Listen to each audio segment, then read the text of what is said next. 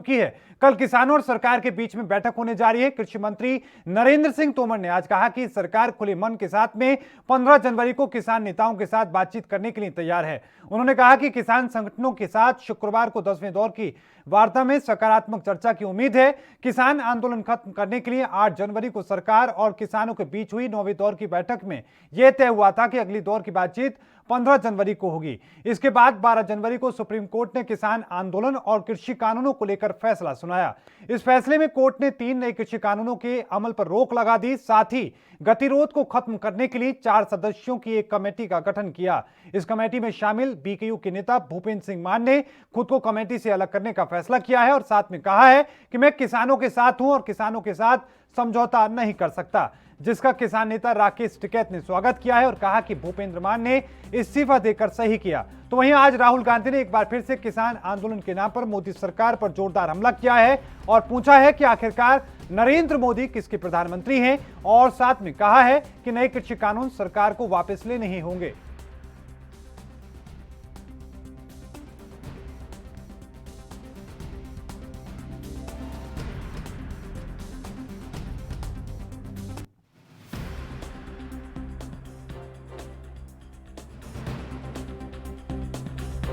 That you can suppress farmers and this country will continue to prosper. They just have to look at our history. Whenever Indian farmers are weak, India is weak. And I would like to ask a counter question. You are suppressing the farmers. You are helping handful of businesses. When Corona comes, you are not helping the common man. You are not supporting the common man. Whose prime minister are you? Are you the prime minister of the people of India or are you the prime minister of two, three selected business? देखिए, राहुल गांधी को कोई राजनीति में गंभीरता से नहीं लेता है और दशकों से राजनीति करने के बावजूद आज भी वो एक पार्ट टाइम पॉलिटिशियन, अपरिपक्व पॉलिटिशियन, और इस तरह के जब वो बयान देते हैं तो वो खुद दर्शाते हैं कि क्यों कांग्रेस आज भारत में खत्म होती जा रही है। जहां तक किसानों की बात है, नरेंद्र मोदी जी ने जो ऐतिहासिक निर्णय लिया है और कानून लाए हैं वो स्वागत योग्य है, क्योंकि मुंगेरी लाल के हसीन सपने तो कांग्रेस दिखाती थी, लेकिन इन कानूनों को लाना बहुत हिम्मत का काम था और ये किसानों के हित में। वही वे उस विचारधारा के लोग थे जो बिलों का समर्थन जो कर रहे थे, वे वही तो थे। उनको लगा कि मुझे कमेटी में नहीं रहना चाहिए तो इस्तीफा दे दिया, उन्होंने ठीक करा। हम तो अपना आंदोलन चला रहे, सरकार से हमारी डिमांड है कि बिलों को वापसी लो, उन्हीं से ही हमारी डिमांड रहेगी। सुना कि राहुल गांधी ने सीधे तौर पर सरकार को हमला करते हुए उनसे पूछा है कि आखिरकार प्रधानमंत्री नरेंद्र मोदी किसके प्रधानमंत्री हैं और साथ में उन्होंने कहा कि जब जब किसान कमजोर हुआ है, देश कमजोर हुआ है। और आपको बताते चलें कि इस पूरे मामले को लेकर बीजेपी पलटवार भी कर रही है, लेकिन साथ में अब जिस तरीके से भारतीय किसान यूनियन के नेता भूपेंद्र सिंह मान ने कमेटी से दूरी बनाई है, उसके बाद स्वागत भी उनका किया जा रहा है।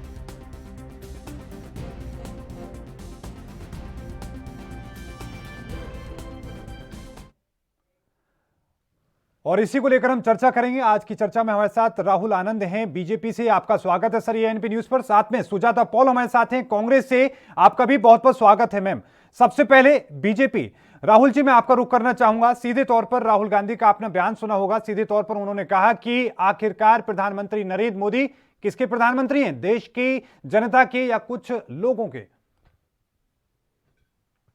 देखिए, राहुल गांधी को इस प्रकार के जो बयान दे रहे हैं, इसका कोई जमीनी स्तर पे कोई निदान नहीं निकलता है, क्योंकि इस बिल का जिक्र खुद कांग्रेस ने मैनिफेस्टो में किया था। हमने उनकी ही कानों को उंगली जमा पहनाया है और किसानों के बीच में लाया है। और जिस प्रकार की प्रतिक्रिया ट्विटर पे दी जाती है, तो वो जो आज वायनाड से जो सांसद हैं, उनको इस बात का पता होना चाहिए कि किसानों के बीच में जाकर अगर सकारात्मक रवैया निभाते और इस बात का वो जिक्र करते कि हमने भी इस चीज की चर्चा की थी और बीजेपी ने पहुंचाया है और चूंकि बीजेपी सबका साथ सबका विकास के विचारधारा पे चल रही है और इनको खास करके विपक्ष को अपनी जमीनी हकीकत इनकी खोती नजर आ रही है, जिसके वजह से ये अनाप शनाप हरकतें कर रहे हैं। अगर मैं पूरे मामले पे प्रकाश डालूं तो आपको मैं बता दूं, आपको मैं डाटा की बात कर लेता हूं कि अभी तक लगभग 40,000 करोड़ रुपए, अभी तक लगभग 40,000 करोड़ रुपए किसानों के अकाउंट में ट्रांसफर किए जा चुके हैं, और जिसके वजह से 17,74,000 मतलब लगभग 18 लाख के आसपास किसानों को फायदा भी पहुंचा है वहां पे। और थोड़ा सा आगे बढ़ते हैं राहुल तो जी, इस पे बात आपको किसानों के नए कृषि कानूनों की हो रही है। नए कृषि कानून से जिस तरीके से लगातार विरोध चल रहा है, आंदोलन हो रहा है, बीते अब 50 दिनों से संघर्ष चल रहा है, चर्चा उसकी है और इसी पे मैं आगे भी रुक करूंगा। लेकिन सुजाता पॉल जी, बीजेपी की तरफ से ये कहा जा रहा है कि राहुल गांधी पार्ट टाइम नेता है, उनकी बात को कोई सीरियस नहीं लेता है। गौरव भाटिया ने कहा है और साथ में आपने राहुल जी की बात भी सुनी होगी। जी मैम। गौरव भाटिया न केवल अपरिपक्व है परंतु पर्सन है जो एक पार्टी से दूसरी पार्टी में जाते हैं, केवल अपने लिए एक जगह ढूंढ रहे हैं। वो तो बात कहते हैं उसका ना कोई महत्व है ना उसमें कोई सब्सटेंस है। तो जहां तक बात है गौरव भाटिया की, तो उनका ना तो महत्व हमारे लिए है ना इस देश के लिए है। वो जो बातें कर रहे हैं वो उनके मुंगेरी लाल के उनके सपने हैं जिनकी बात कर रहे हैं। अब जहां तक राहुल गांधी जी की बात है तो मैं आपको पहले तो ये बता दूं कि कहीं पर भी कांग्रेस के मैनिफेस्टो में ये नहीं कहा गया है कि ये कानून जो ये ला रहे हैं हम भी उसे लाएंगे। इसलिए पहली बात यहीं पर झूठ हो जाती है। दूसरी बात, मैं कई बार आपको पढ़कर सुना चुकी हूँ इंडियन नेशनल कांग्रेस के मैनिफेस्टो को कि हमने क्या कहा था और ये क्या कह रहे हैं। और तीसरी बात, अगर हमारे ही मैनिफेस्टो को इनके हिसाब से देखा जाए, इनके इंटरप्रिटेशन के हिसाब से, तो इसका मतलब है कि इन्हें इंटरप्रेट करना नहीं आता। और अगली बात ये कि हमारे मैनिफेस्टो में अगर कुछ कहा जाता तो हम लोगों के साथ बातचीत करते, उन्हें इन्वॉल्व करते, उनके साथ वार्ता करते, जैसा कि माननीय उच्चतम न्यायालय ने कहा। और माननीय उच्चतम न्यायालय की इस बात को मैं जोर देकर कहना चाहती हूँ कि एंगेज करना चाहिए था। हमें नहीं पता कि आपने किसको एंगेज किया। आप बार बार कहते हैं कि आप किसानों से बात कर रहे हैं मगर आप उनके साथ एंगेज नहीं कर रहे हैं। हम हमेशा बातचीत करते हैं। हम चोर दरवाजे से किसी भी अध्यादेश को नहीं लाते। ये चोरों, बदमाशों, गुंडों की सरकार है जो अपनी पावर का, अपने सत्ता का गलत उपयोग कर दबाव बनाकर हमारे किसानों को डरा धमका कर उनके ऊपर कानून लागू करना चाहती है और उनको खालिस्तानी आतंकवादी टुकड़े टुकड़े गैंग बताती है। असली गद्दार तो वो है जो आज सत्ता संभाले हुए है, जो अपने ही वोटर से हाथ धो ले रहे हैं। ये वही वोटर है जिन्होंने इनको वोट दिया। क्योंकि अगर ये प्रचंड बहुमत की सरकार है तो इनसे पूछिए कि 67-68% देश की जनसंख्या का किसान है। क्या इन किसानों को ये अपना नहीं समझते? आज इसका एक और प्रूफ मिला जब भूपिंदर सिंह मान, जो ऑल इंडिया किसान कोऑर्डिनेशन कमेटी यानी कि एक पेटिशनर इस मामले में सुप्रीम कोर्ट के सामने है, उसके अध्यक्ष है और उन्होंने अपने आप को रिक्यूज कर लिया उस कमेटी से, ये कहते हुए कि हाँ मैं किसानों के साथ हूं। वो किसानों के हित में नहीं, वो सरकार के समर्थन में बोलते रहे हैं और बाकी लोग भी किसानों के समर्थन में नहीं, वो किसानों के खिलाफ जो काले कानून लाए गए हैं उनके समर्थन पे बोलते रहे हैं। और आज जिस प्रकार से हम देख रहे हैं, ये साफ है कि ये जो सरकार है ये किसान विरोधी नहीं, ये देश विरोधी है, क्योंकि ये देश को बेचना चाहती है अडानी और अंबानी को।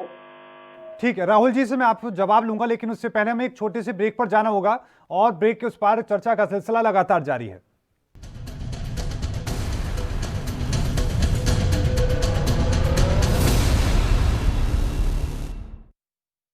33% ਰਿਜ਼ਰਵੇਸ਼ਨ ਸਰਕਾਰੀ ਨੌਕਰੀਆਂ ਦੇ ਵਿੱਚ ਬੇਟੀਆਂ ਵਾਸਤੇ ਰੱਖਾ ਗਿਆ। ਮਹਿਲਾਵਾਂ ਪ੍ਰਤੀ ਆਪਣਾ ਫਰਜ਼ ਨਿਭਾਉਂਦੇ ਹੋਏ ਤੇ ਉਹਨਾਂ ਦੇ ਸਸ਼ਕਤੀਕਰਨ ਲਈ ਸਰਕਾਰੀ ਅਦਾਰਿਆਂ 'ਚ ਉਹਨਾਂ ਨੂੰ 33% ਰਾਖਵਾਂਕਰਨ ਦਿੱਤਾ ਤੇ ਮਹਿਲਾਵਾਂ ਦੀ ਮਦਦ ਲਈ ਤੇ ਕਾਨੂੰਨੀ ਸਹਾਇਤਾ ਲਈ ਹਰ ਜ਼ਿਲ੍ਹੇ 'ਚ ਵਨ ਸਟਾਪ ਸੈਂਟਰ ਸਥਾਪਿਤ ਕੀਤੇ।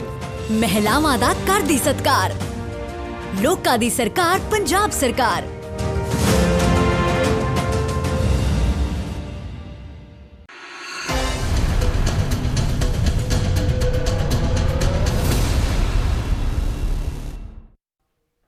ब्रेक के बाद एक बार फिर से आप सभी का स्वागत है। रुख करते हैं राहुल जी का। राहुल, जिस तरीके से सुजाता जी ने अपनी बात कही उनका जवाब, लेकिन साथ में एक सवाल भी कि जब अब ऐसे में भूपेंद्र सिंह मान खुद अलग हो चुके हैं कमेटी से और आप लगातार इसके फायदे गिना रहे हैं, ऐसे में लगता नहीं आपका पक्ष और थोड़ा कमजोर हो गया है किसानों के सामने? देखिए, सबसे पहले मैं सुजाता जी को धन्यवाद कहूंगा कि उन्होंने बहुत अच्छे तरह से स्क्रिप्ट की तैयारी कर आई है और वो तो उन सारी बातों को बता रही है और सिरे से नकार रही है जो जिन्होंने अपने राजस्थान चुनाव में और खास करके ये चुनाव में, लोकसभा के चुनाव में इस तरह का बिल के लाने की जिक्र की थी। मैं अगले डिबेट में उसको लेकर भी बैठूंगा ताकि मैं इनको दूध का दूध पानी का पानी कर दूं। वरना उन्होंने काफी अच्छा है और जिस प्रकार से उन्होंने जो आरोप लगाया है और ये गुंडों की सरकार बताई है, तो मैं इनको बता दूं कि देश को जिस प्रकार से इन्होंने कमजोर करने का काम किया है, आज तक तो ये अपना अध्यक्ष चुन नहीं पाए। माफ कीजिएगा, थोड़ा मैं लिख से हट रहा हूं कि उसको आज तक ये चुन नहीं पाए और पूरे रेस में, पिछले पूरे रेस में बस दो ही व्यक्ति इसके आगे पीछे चल रहे हैं। अब मैं उससे थोड़ा हटता हूं और जिस प्रकार को देश को इन्होंने संकट में डाला था, उस सारे संकटों से अगर किसी ने दूर किया है तो भारतीय जनता नहीं राहुल जी, इन सब चीजों पर नहीं जाते हैं। राहुल जी, सीधी बात यह है कि आप प्रधानमंत्री नरेंद्र मोदी को लेकर जिस तरीके से अपनी बात कह रहे हैं, साथ में सुजाता जी ने जो सवाल पूछा कि कांग्रेस ने इस तरह की बिल की कभी बात नहीं की, उसको अगर आप मानकर चलिए कि आप उसको अपने हिसाब से कन्वर्ट करके लोगों को ये बताते हैं कि यही कानून लाना चाहती थी कांग्रेस, तो उन्होंने कहा कि हम बातचीत का रास्ता खोल के रखते, हम किसान जब हमारे पास सामने आते विरोध करते तो हम इसको वापस भी लेने की क्षमता रखते। लेकिन सबसे महत्वपूर्ण बात यह कि जब 50 दिन से किसान हमारे सड़कों पर हैं, सड़कों पर वहां पर लगातार 65 से ज्यादा किसानों की मौत हो चुकी है, तो ऐसे में सवाल उठता है कि देश के प्रधानमंत्री इन किसानों के हैं या कुछ उद्योगपतियों के हैं? बात नहीं आ रही है। देखिए, जो जब कमेटी गठन हुई है इसमें 4 लोग थे और आज भूपेंद्र सिंह मान ने अपने आप को अलग कर लिया क्योंकि यही लोग कह रहे थे कि ये सरकार समर्थक यूनियन है।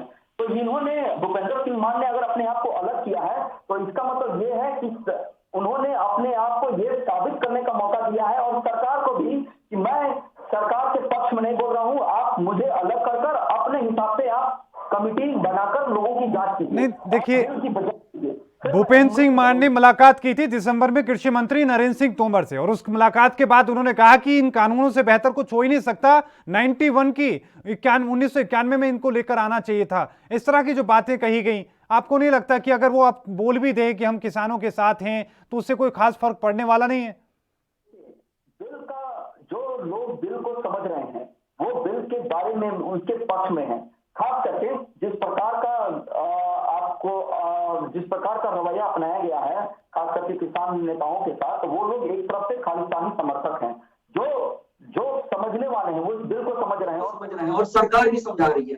सरकार फ्लेक्सिबल है और सरकार हर संभव किसानों के साथ बैठी है और कर रही है। और सरकार ने क्या, सुप्रीम कोर्ट ने भी कहा है कि मैं आपके बीच में आके मध्यस्थता कर रहा हूं। सुप्रीम कोर्ट को मध्यस्थता करने का अधिकार कब प्राप्त हुआ है? 1973 से प्राप्त हुआ है और वो चाहे तो बिल को रद्द कर सकती है। सुप्रीम कोर्ट ने तो लताड़ लगाई है आप लोगों को ये कहा है कि आप लोग तो फेल हो चुके हैं। सुप्रीम कोर्ट ने ये कहा है कि जो कानून है उनको तुरंत प्रभाव से रोक उन पर लगाई जानी चाहिए। राहुल जी, आपकी बात मैं पूरी करूंगा, लेकिन उससे पहले सुजाता जी का मैं रुख करना चाहता हूं एक कमेंट पे।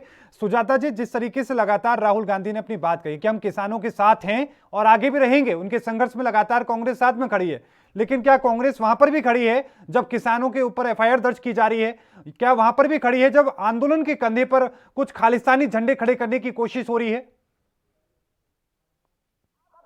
प्रश्न को दोहरा देंगे, मुझे सुनाई नहीं दिया।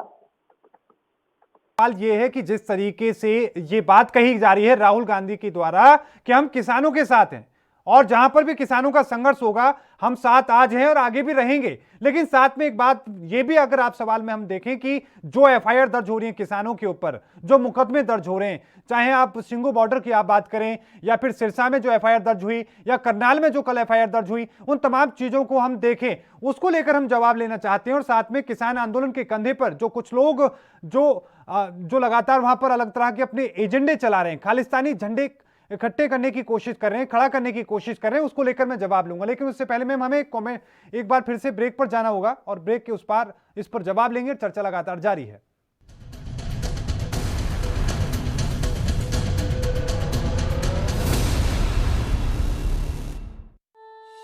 ਪੰਜਾਬ ਨੇ ਕੋਰੋਨਾ ਵਾਇਰਸ ਮਹਾਮਾਰੀ ਦੌਰਾਨ ਵੀ ਨਿਵੇਸ਼ ਦੇ ਖੇਤਰ ਵਿੱਚ ਝੰਡੇ ਗੱਡੇ।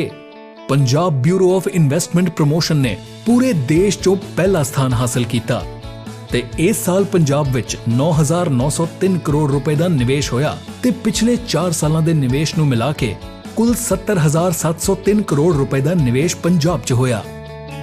ਪੰਜਾਬ ਦੀ ਤਰੱਕੀ ਸਾਡਾ ਆਧਾਰ, ਲੋਕਾਂ ਦੀ ਸਰਕਾਰ ਪੰਜਾਬ ਸਰਕਾਰ।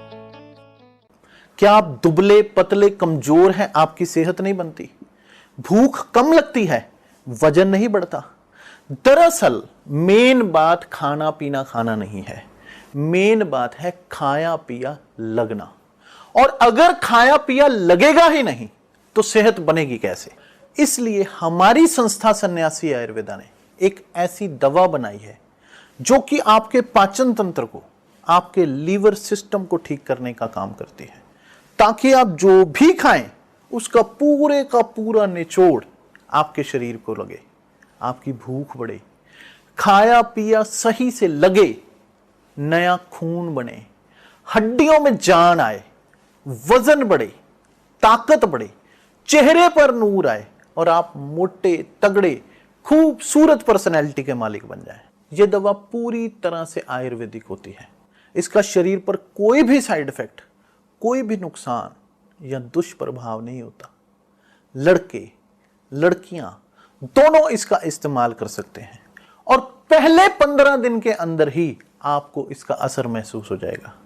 सिर्फ 650 रुपए की पूरे 1 महीने की दवा होती है और आप इसे घर बैठे 011 45 45 45 45 पर फोन करके दवा मंगवा सकते हैं।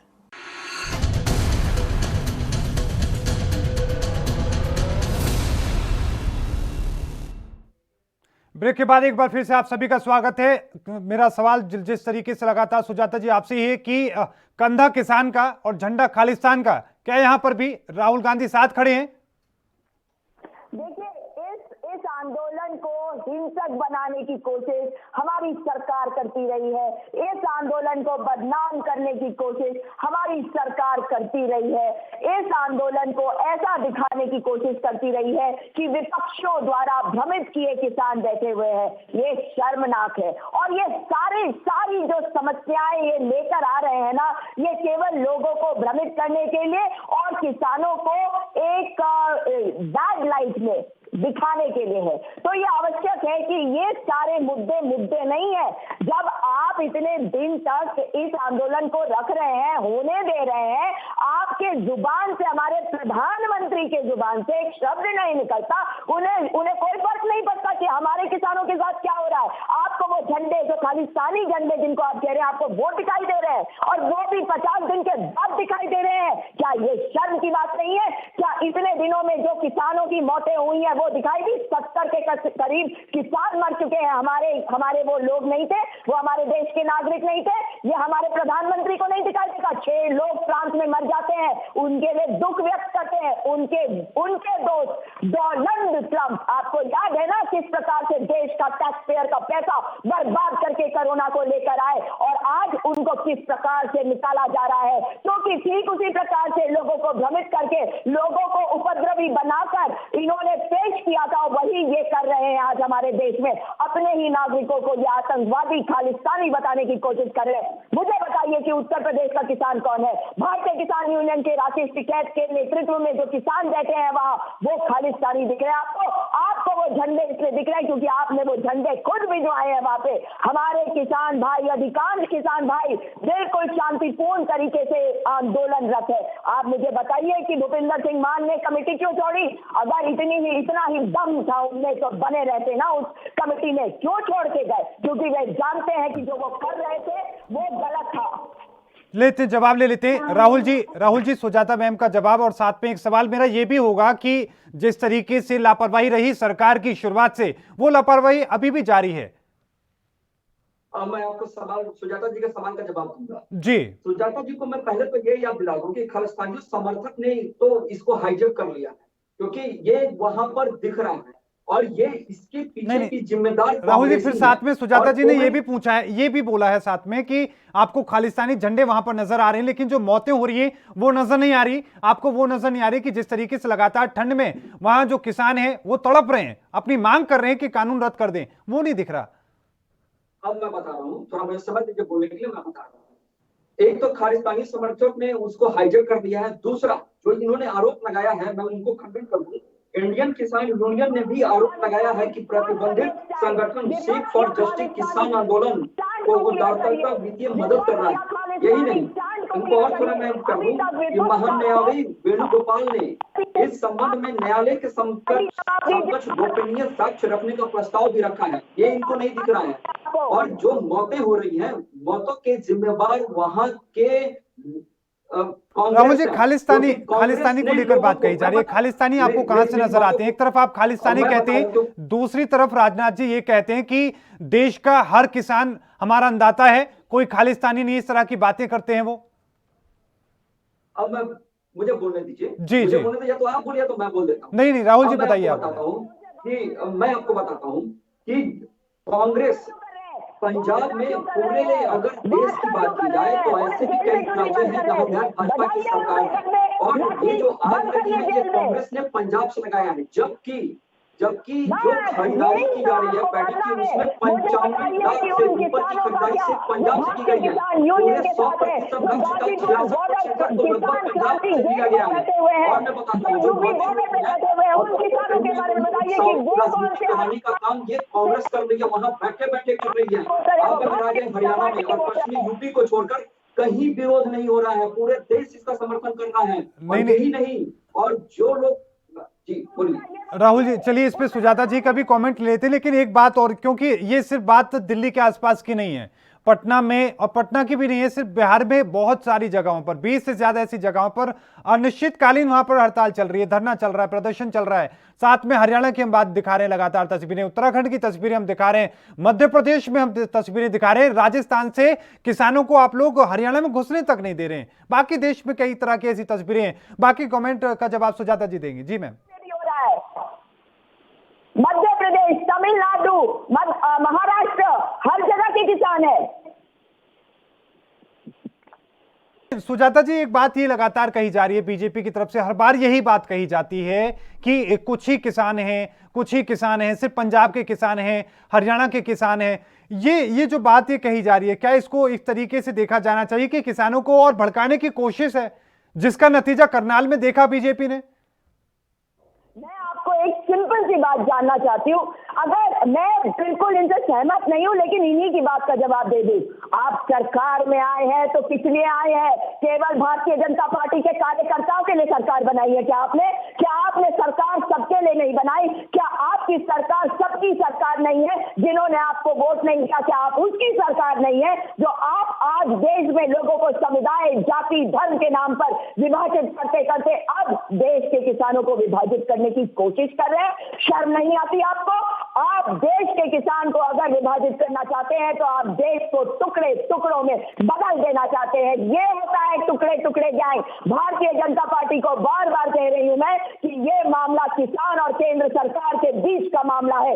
इसमें अपनी घटिया राजनीति को बंद करें, क्योंकि ये किसान, एक एक किसान जो है वो महत्वपूर्ण है। अगर देश का एक भी व्यक्ति विरोध करता है, एक भी व्यक्ति आंदोलनरत होता है, तो हमारी सरकार को सुनने की आवश्यकता होती है। इस सरकार ने हमारे किसानों के साथ वार्ता क्यों करी, ये बताएंगे? बता पाएंगे कि वार्ता क्यों करी? अगर ये आतंकवादी खालिस्तानी होते तो आप वार्ता नहीं करते, और अगर ये आतंकवादी किसान होते तो हमारी माननीय उच्चतम न्यायालय इनके विरुद्ध कोई ना कोई एक्शन जरूर लेती। ये ना कहती कि इनको आंदोलन करने का अधिकार है। कुछ तो शर्म करे भारतीय जनता पार्टी। देश के नागरिकों को खालिस्तानी बताते हैं। देश के नागरिकों के जो किसान है वो बैठे हुए हैं, और इनको सिर्फ वो दिख रहे हैं जिनको ये देखना चाह रहे हैं। इसका मतलब जिनको वहां जवाब ले लेते मैम इस पे इनके द्वारा। राहुल जी, बात ये सीधी तौर पर यही बात, क्योंकि खालिस्तानियों की आप लगातार बात कर रहे हैं, इसको थोड़ा समझाइए। सुजाता मैम की बात का जवाब भी। पहली बात तो मैं सुजाता जी को ये बताना चाहूंगा कि जिस प्रकार से सरकार फ्लेक्सिबल है, मैं भी कुछ सवाल करूंगा सुजाता जी से। जब आंदोलन, अगर कोई आंदोलन का स्वरूप सुधारात्मक हो, और यह तो समझ में आता है, लेकिन यह कठोर और प्रतिरोधक रहेगा तो वो देश की संप्रभुता और अखंडता के लिए भी प्रॉब्लम नहीं, सीधा सवाल सुजाता जी का सवाल ये है कि अगर वो आतंकवादी हैं, अगर वो खालिस्तानी हैं, सरकार बातचीत ही क्यों कर रही है? डालिए उनको जेल में। जी, कदम उठाती है तो यही बोलेंगे कि भारतीय जनता पार्टी जो पहले से ही बदनाम है, यही बोलेंगे कि ये सांप्रदायिकता फैला रही है, ये किसानों की बातों को सुनना नहीं चाहती है। जबकि इनको मैं याद दिला दूं कि 8 बार 9 बार की दौरे में बातचीत हो चुकी है और सब में किसान नेताओं ने भिड़ंत का रुख अपनाकर बैठा है।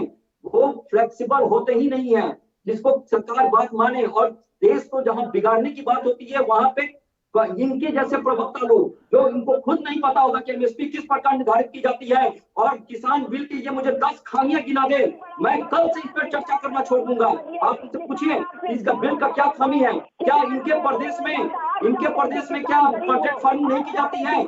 पंजाब में की जाती है। आप पूछिए उनसे, राजस्थान क्यों शांत है? राजस्थान भी बिल के समर्थन में है। जहाँ ठीक है राहुल जी, जवाब ले लेते हैं। आखिरी पड़ाव में हम हैं। सुजाता जी, आखिरी कमेंट आपका होगा, राहुल जी की बात का जवाब दे दीजिए।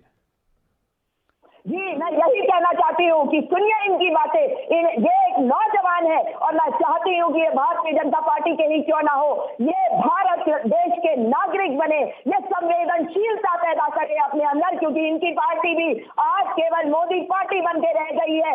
आप एक ऐसे नौजवान है जिनसे मुझे ये उम्मीद है कि आप लोगों के दर्द को देखे, सिलेक्टिवली होकर ये मत कहें कि इनसे ये जो है ये खालिस्तानी है या ये समझते नहीं है। इस चीज को समझिए। आप जिस राज्य से आते हैं वहां पे गरीबी जरूर होगी, मगर हम जानते हैं कि वहां के लोगों का दिमाग कितना तेज होता है। तो हमारे देश के बहुत धन्यवाद मैम, बहुत धन्यवाद आप दोनों मेहमानों का आज की इस चर्चा में हिस्सा लेने के लिए। हमारी कोशिश थी कि इसको समझने की कोशिश करें कि एक तरफ नाम जो कमेटी से बाहर ले लिया है मान साहब ने, लेकिन दूसरी तरफ कल चर्चा है, दूसरी तरफ लगातार किसानों को लेकर सवाल भी उठाए जा रहे हैं। आज की राष्ट्रीय धर्म में अभी के लिए इतना ही। देखते रहिए एएनबी न्यूज। मुझे दीजिए इजाजत, धन्यवाद।